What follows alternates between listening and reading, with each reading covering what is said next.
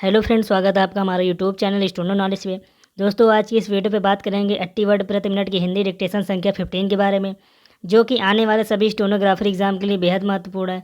तो चलिए फिर दोस्तों, ज़्यादा देर ना करते हुए यह डिक्टेशन स्टार्ट करते हैं। सुप्रीम कोर्ट ने दिल्ली एनसीआर में गहराते वायु प्रदूषण को लेकर केंद्र और दिल्ली सरकार को फटकारने के साथ उनसे इस तरह पर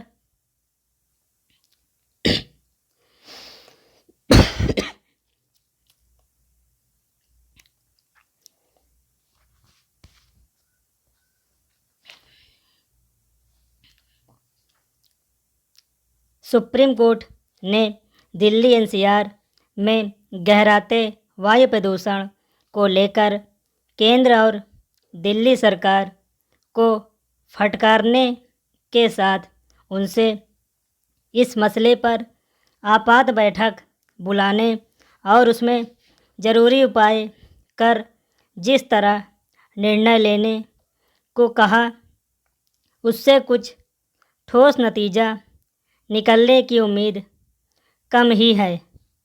उम्मीद इसलिए नहीं क्योंकि जब प्रदूषण जानलेवा स्तर तक पहुंच जाए, तब तक उससे निपटने के उपाय करने का कोई मतलब नहीं। यह तो एक तरह से सोते से जगाना है। दुर्भाग्य से बीते 5-7 सालों से यही हो रहा है। जब अक्टूबर-नवंबर में दिल्ली एनसीआर में प्रदूषण सेहत के लिए खतरा बन जाता है, तब केंद्र और राज्यों के साथ सुप्रीम कोर्ट भी अपनी सक्रियता दिखाता है। वह हर बार केंद्र के साथ राज्यों को फटकार लगाता है, लेकिन साल दर साल प्रदूषण बेलगाम होता ही दिख रहा है। प्रदूषण की रोकथाम के लिए साल के चंद दिन फौरी सक्रियता दिखाना एक तरह का दिखावा ही है। ज़रूरत फौरी नहीं, दीर्घकालीन उपायों की है। न केवल यह सुनिश्चित किया जाना चाहिए कि वाहनों के उत्सर्जन के साथ कारखानों से निकलने वाले धुएं पर लगाम लगे, बल्कि सड़कों एवं निर्माण स्थलों से उड़ने वाली धूल की भी रोकथाम हो। यह भी देखा जाना चाहिए कि पंजाब और हरियाणा में पराली को जलाने से रोका जाए। यह विचित्र है कि कभी पराली दहन को प्रदूषण का एक बड़ा कारण माना जाता है और कभी मामूली। पैराग्राफ। चंद दिनों पहले यह कहा जा रहा था कि दिल्ली एनसीआर के प्रदूषण में पराली के धुएं का योगदान 40% है। अब केंद्र सरकार कह रही है कि यह 10% के ही करीब है। सुप्रीम कोर्ट की माने तो वाहनों की आवाजाही से उड़ने वाली धूल प्रदूषण की मुख्य वजह है। उसमें लॉकडाउन का भी सुझाव दिया है, लेकिन क्या इससे समस्या के मूल कारणों का निवारण हो जाएगा? कभी कभी तो ऐसा लगता है कि अभी तक यह नहीं जाना जा सका है कि प्रदूषण वस्तुतः किन कारणों से गंभीर रूप लेता है। एक समस्या यह भी है कि दिल्ली के वायु प्रदूषण को लेकर तो खूब चिंता जताई जाती है, लेकिन देश के अन्य इलाकों में खराब होते हुए वायुमंडल की अनदेखी होती ही है।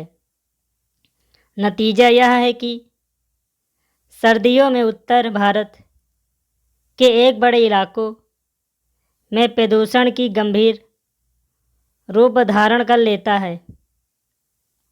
प्रदूषण से निपटने के जो आधे अधूरे तौर तरीके अपनाए जा रहे हैं, उनसे कुल मिलाकर यही पता चलता है कि इस समस्या के समाधान के कोई ठोस उपाय करने में किसी की दिलचस्पी नहीं। वास्तव में ठोस उपाय तब तक नहीं किए जा सकते हैं जब तक यह माना जाता रहेगा कि प्रदूषण चंद दिनों की समस्या है। पैराग्राफ। यह अचरज की बात है कि सरकार की ओर से हर स्तर पर जागरूकता अभियान चलाए जाने के बाद भी वैक्सीन की दूसरी डोज के प्रति लोगों में वह गंभीरता नहीं दिखाई पड़ रहा जितनी की होनी चाहिए थी, जबकि यह सीधे तौर पर लोगों और उनके परिवारों के स्वास्थ्य से जुड़ा सीधा मामला है। अब तक प्रदेश में 14 करोड़ लोगों ने टीका लगवाया है और देश के अन्य राज्यों की तुलना में देखा जाए तो यह राज्य का सफलतम प्रदर्शन है, लेकिन इसके लिए श्रेय सरकार की कोशिशों को ही दिया जा सकता है, जिसने टीके की उपलब्धता तो सुनिश्चित ही की, अभियान चलाकर टीके लगवाए भी। राज्य में कुल 14 करोड़ 74 लाख लोगों को वैक्सीन लगाई जानी है, जिनमें 10 करोड़ से ज़्यादा लोगों ने पहली डोज लगवा ली है, जबकि दूसरी डोज अभी तक 3 करोड़ 82 लाख लोगों ने ही लगवाई है। विशेषज्ञ यह पहले भी कह चुके हैं कि दोनों डोज लगवाए जाने से ही टीकाकरण का उद्देश्य पूर्ण होगा। फिर भी लोगों का इसे गंभीरता से न लेना चिंताजनक है।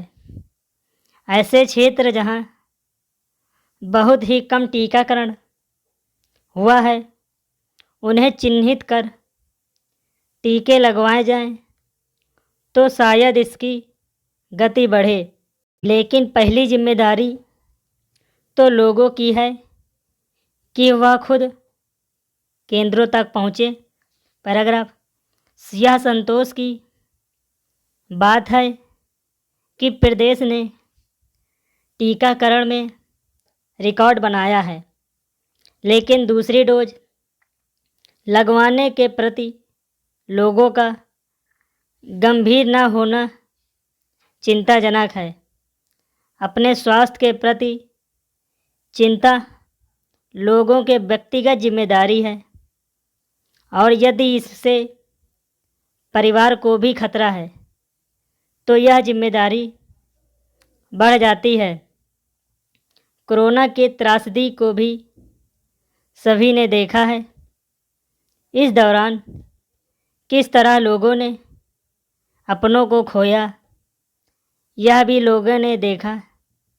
फिर भी टीकाकरण के लिए खुद पहल न करने की प्रवृत्ति यह दर्शाती है कि लोग सामाजिक दायित्वों के प्रति कितने उदासीन हैं। सरकार ने संसाधन खड़े किए हैं, तो लोगों को भी जागरूक होना चाहिए और अपने स्तर पर प्रयास करके अधिक से अधिक लोगों को टीकाकरण केंद्र पर ले जाना चाहिए। दोस्तों, अगर आपको हमारी वीडियो अच्छी लगी हो तो वीडियो को लाइक करिए और वीडियो को शेयर करिए ताकि लोग ज़्यादा से ज़्यादा हमारी ये वीडियो देख सकें, और चैनल को सब्सक्राइब करना बिल्कुल भी मत भूलिएगा। So thank you very much दोस्तों।